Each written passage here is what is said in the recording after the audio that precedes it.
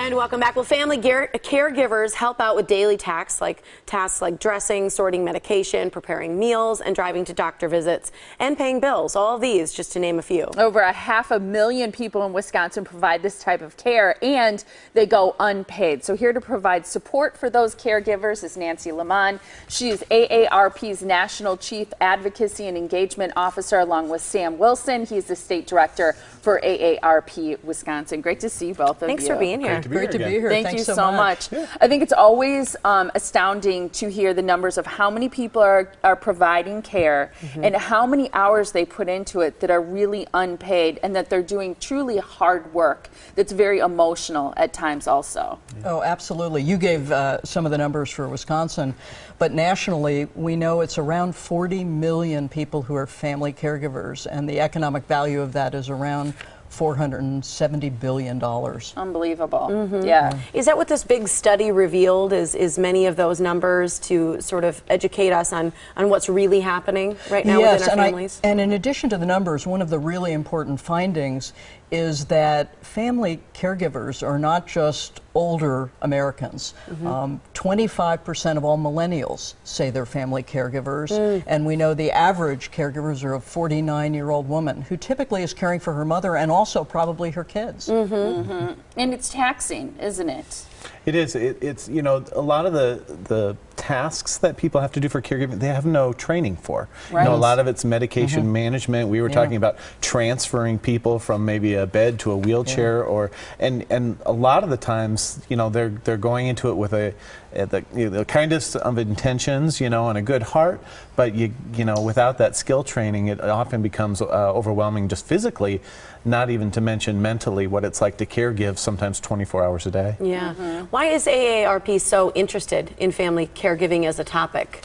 Well, as you know, our members are 50 years and older, and probably 3 out of every 4 people 50 years or older are either caring for someone or figure they're going to be caring for someone fairly soon. And so it's a very important issue, and important that we're able to provide resources to them. Those include education and also our advocacy here in the States and at the national level. Matter of fact, at the national level, we have a bill to do a national strategy on caregiving, and one of the lead sponsors is your Senator, Tammy Baldwin. That's great. What about training? Is that part of the resources that you provide, or you can put people in touch with, is how to learn some of the skills of caregiving if people want to do it themselves? So Nancy talked about some of the legislation at the federal level. At the state level, we're promoting something called the CARE Act. And one of the pieces of the CARE Act, there's several pieces. The one is a communications piece, is that oftentimes caregivers are almost the last to be told if something's happening to a loved one in a care setting. So they might be transferred in the hospital or in assisted living.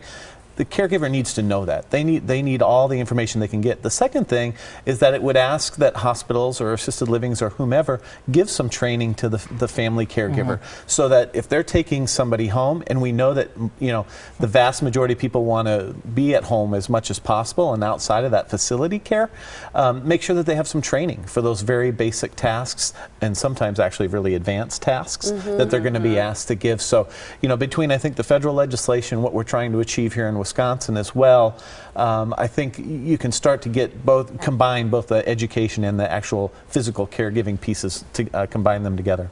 Well, you think about just the emotional taxation on you in general, just for having to do all this, and the fears of maybe where their disability or their needs are going to go next. But then also the fear of not being able to do it correctly for someone that you care about so much. You just want to make sure that they're safe, they're okay, you're doing it right. So there's so many different elements to that mental piece of it as well, an emotional piece to it. Is there any tip that you can give people? Because I'm sure there's a lot of people at home today who are caregivers or who have caregivers. So on either end of that you could help them out and say, hey, if you do one thing, this is what you can do better.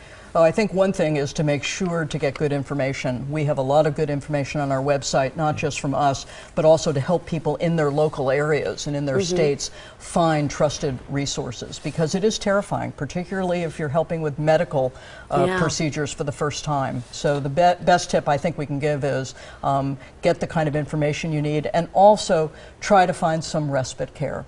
Try to find some friend, a family member, just be able to keep to your routines of going out and kind of getting your hair cut or going to the store leisurely over the weekend. And I know that you're going to put our website, AARP Wisconsin's website, up so that we have some information there. So if people are really looking for local resources to help them with whatever caregiving needs they have, there are also some statewide resources that people can access. So if they go to our website, they can see all of that. And as Nancy accurately said, you know, some people, when you're a family caregiver, sometimes you just think, I'm family, I'm a son or a daughter. I don't see myself as a caregiver. It's just your duty. You're just your duty, exactly. And so people will often, you know, in silence sort of weather what they're dealing with, and we need people to sort of step out of that mindset and access the resources that are available, because there are, you know, a lot of resources at the local and state level that people can tap into. We're out of time, but is there ever money to help? Are there ever, you know, is there ever financial support to help a caregiver that's unpaid?